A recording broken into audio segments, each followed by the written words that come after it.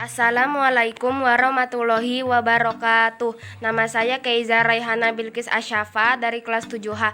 Hari ini saya akan mempresentasikan bab 5 tentang membuka gerbang dunia. Buku cerita yang kita sering baca memiliki beragam tokoh-tokoh di dalamnya seperti seorang nabi, pahlawan, atau tokoh-tokoh dalam bidang tertentu seperti dalam bidang teknologi, sastra politik, dan tokoh dalam dongeng. Seseorang dapat menjadi tokoh favorit karena kepribadiannya yang dapat menjadi teladan, menyenangkan, dan kisah pengalamannya yang seru. Dengan membaca buku dapat membuka gerbang dunia. Mengenal bagian-bagian buku. Satu sampul buku umumnya memiliki bagian-bagian seperti berikut: judul buku, sampul depan buku, penulis buku, ilustrator buku, punggung buku, sampul belakang buku, kode batang buku, sinopsis buku.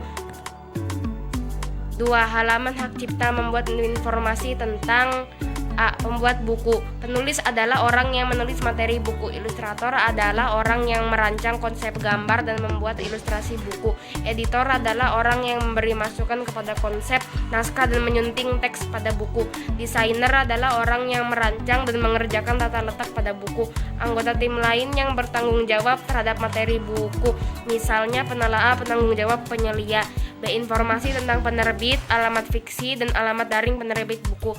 C. Informasi tentang hak cipta. 3. Halaman daftar isi muat daftar judul bab dalam buku. 4. Halaman penutup buku dapat terdiri dari referensi atau daftar rujukan, glosarium atau catatan, serta biodata pembuat buku. Bagian-bagian buku fiksi dan non-fiksi. Buku fiksi adalah buku yang memuat cerita rekaan atau hayalan. Buku hitam dan merupakan contoh cerita fiksi. Buku non-fiksi adalah buku yang berdasarkan fakta atau kenyataan. Merangkum buku. Rangkuman bisa didapatkan dengan cara membaca setiap bab dengan seksama, lalu menemukan gagasan pokok atau hal-hal penting dalam hal tersebut. Untuk buku fiksi, gagasan pokok dapat ditemukan melalui peristiwa penting dalam alur cerita.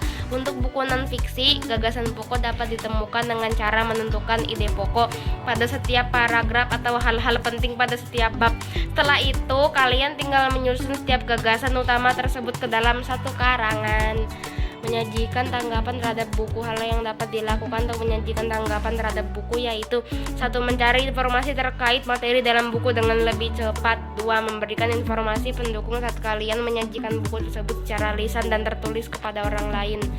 Menganalisis ragam kalimat dan struktur teks tanggapan.